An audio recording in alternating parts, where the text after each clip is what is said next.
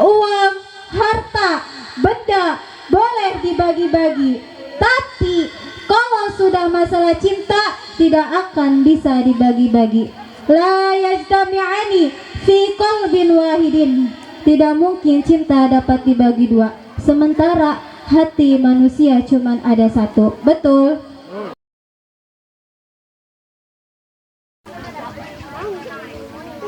Assalamualaikum warahmatullahi wabarakatuh.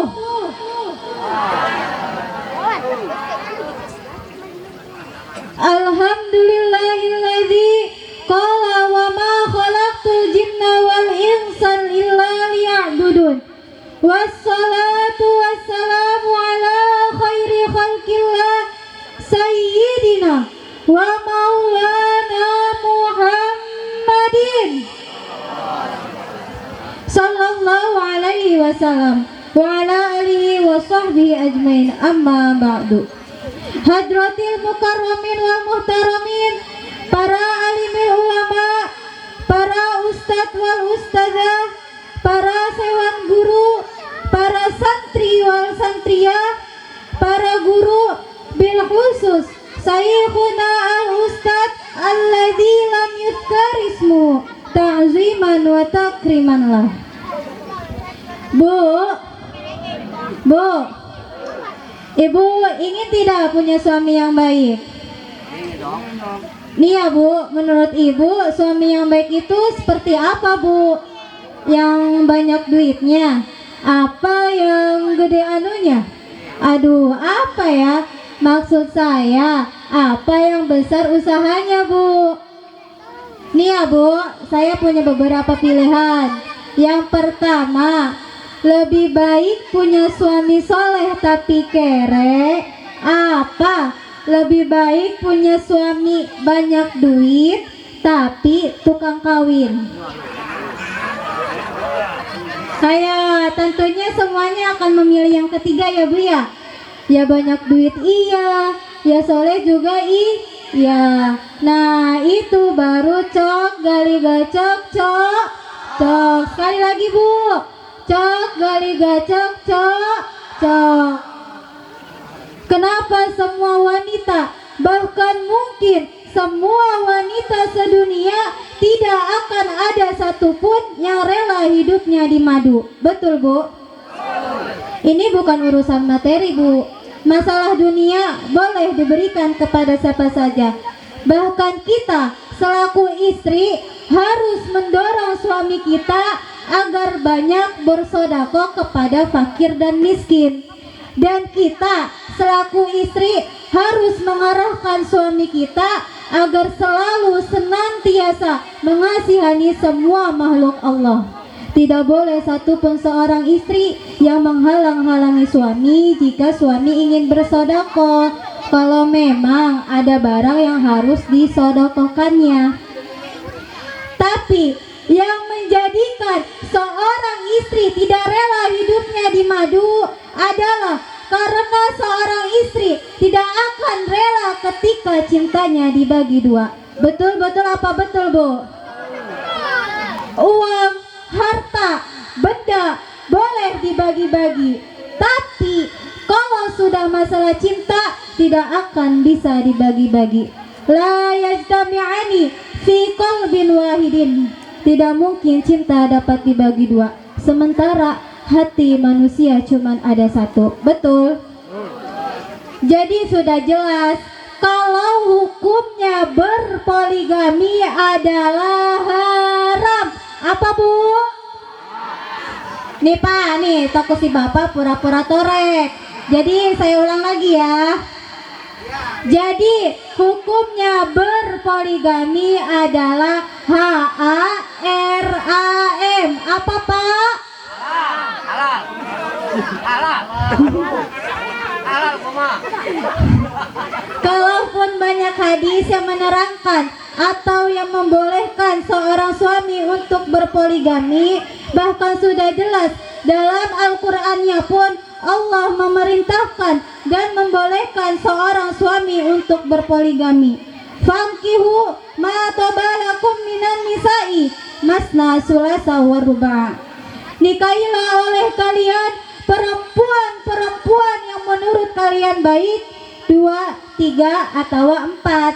Tapi Pak ingat, dalil tersebut bukan berarti dibebaskan untuk semua laki-laki. Nah, laki-laki seperti apa dulu nih yang dibebaskan mempunyai istri 2, 3 atau 4? Dan pastinya ada syarat dan maksudnya. Nah, syarat yang pertama adalah laki-lakinya harus mapan. Apa Bu? Artinya punya harta yang berlimpah. Sawah di mana-mana, ladang tiap pelosok ada, puluhan hektar. Itu baru yang boleh berpoligami. Lah coba laki ibu, tibang punya losbak butut yang seminggu sekali rusak. Kerjaannya cuma ngangkutin tanah tiap hari. Tapi pengen poligami. Coba bayangin anak orang mau dikasih makan apa Bu? Nah, syarat yang kedua, bagi laki-laki berpoligami boleh-boleh saja dan diperintahkan oleh Allah dan Rasulnya kalau punya tujuan likasrotil ummati, karena ingin memperbanyak umat Rasulullah Sallallahu Alaihi Wasallam. Dan yang ketiga, boleh berpoligami bagi laki-laki yang ingin tujuannya menyelamatkan seorang janda dari banyak anak yatimnya. Lah coba nih ya Bu ya, sekarang laki ibu berpoligami tujuannya apa Bu?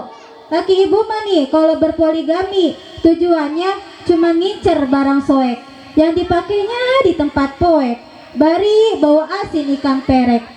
Kalau memang tujuannya seperti itu, haram berpoligami bagi laki-laki, betul?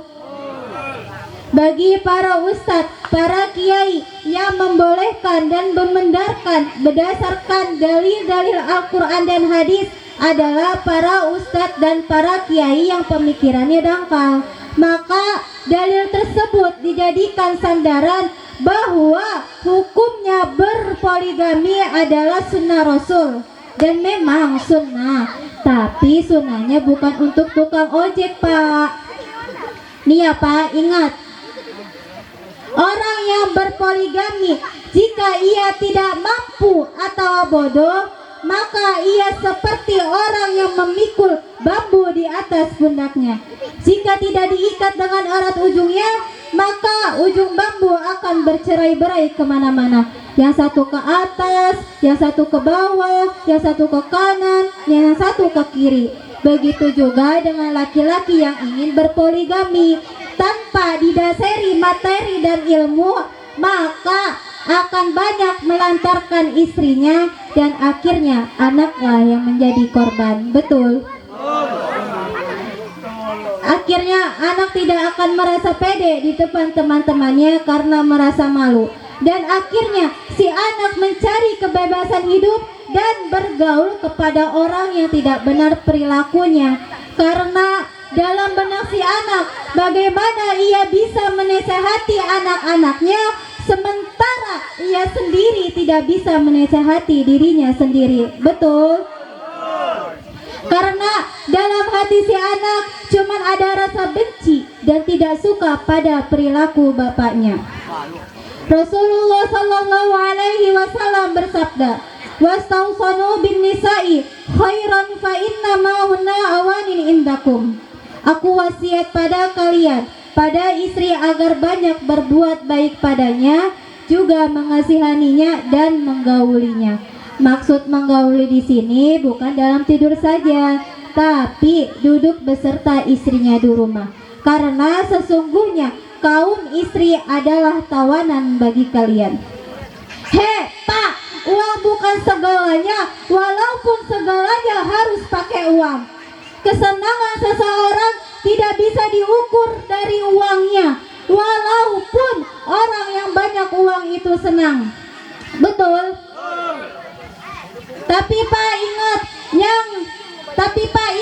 yang dibutuhkan seorang istri selain daripada materi dan biologis, istri juga membutuhkan kasih sayang dan perhatian dari seorang suami. Betul nggak Bu? Tidak sedikit orang yang bergelimangan harta tapi hidupnya tidak bahagia, dan tidak sedikit pula orang yang bertaburan uang tapi hidupnya tidak tenang. Betul? Tapi kebahagiaan akan hadir di tengah-tengah keluarga ada keharmonisan. Istri mencintai suami, suami pun menyayangi istri. Anak menghormati dan patuh pada orang tua. Begitu juga orang tua menyayangi anak-anaknya.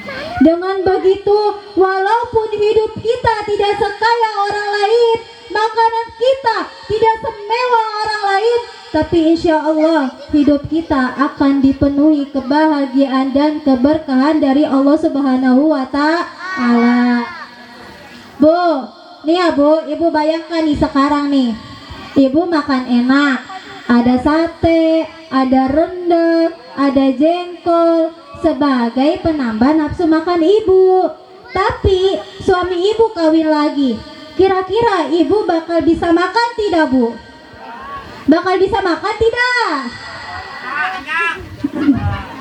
Nih ya Bu, Ibu bayangkan lagi nih, Ibu punya rumah 3 lantai, amin. Mobil ngejogrok 3 di garasi, kamar besar, kasur empuk. Tapi suami Ibu tidur sama istri muda. Kira-kira Ibu bakal bisa tidur kagak Bu? Enggak lah Pak, enggak. Bakal bisa tidur kagak? Enggak ya Pak. Tapi nih ya, coba sekarang Ibu cuman makan sama ikan asin, bari ditemenin suami sambil berkata, "Mah, maafkan Papa ya Mah. Sebenarnya Papa nggak tega lihat Mama makan ikan asin terus. Ingin rasanya Papa menyenangkan Mama. Namun apa boleh buat, penghasilan Papa cuma segitu-gitunya." Sambil dielus rambut ibu-ibu, kira-kira walaupun Ibu makan cuma sama ikan asin, tapi Ibu bakal senang tidak Bu?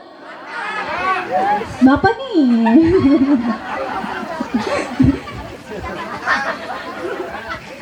Nah itu dia, ternyata kebahagiaan tidak selalu tumbuh dari banyaknya harta, tapi kebahagiaan akan tumbuh karena keduanya saling mengasihi. Betul nggak Bu Pak? Rasulullah Shallallahu Alaihi Wasallam bersabda, "Man ankahalillah wa man nakahalillah yastahiku wilayah."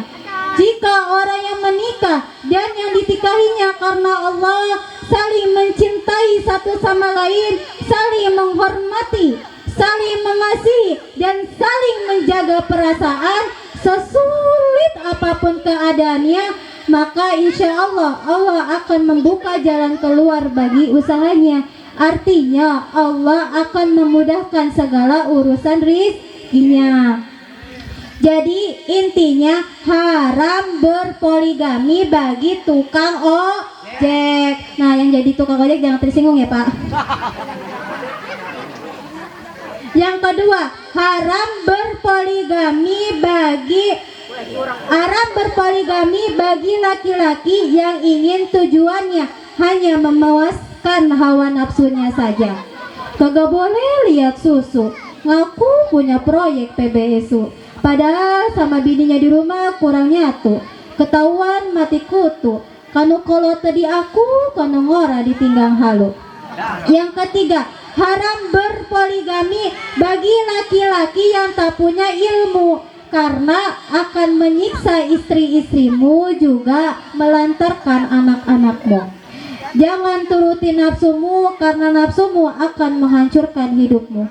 Biarlah punya rizki sedikit tapi cukup untuk hidup, daripada punya rizki banyak tapi tidak cukup untuk gaya hidup. Betul? Jadi kesimpulan ceramah pada malam ini adalah, dengerin ya Pak pantun saya nih. Beli kelapa ditambah susu, boleh dilihat jangan disentuh. Kalau hanya karena nafsu, poligami pasti akan runtuh. Jadi intinya untuk bapak-bapak terkhusus ya Pak ya, jangan coba-coba untuk berpoligami. Janji punya satu istri, janji lah. Oke lah. Oke lah. Kalau udah oke, mungkin cukup sekian yang dapat saya sampaikan.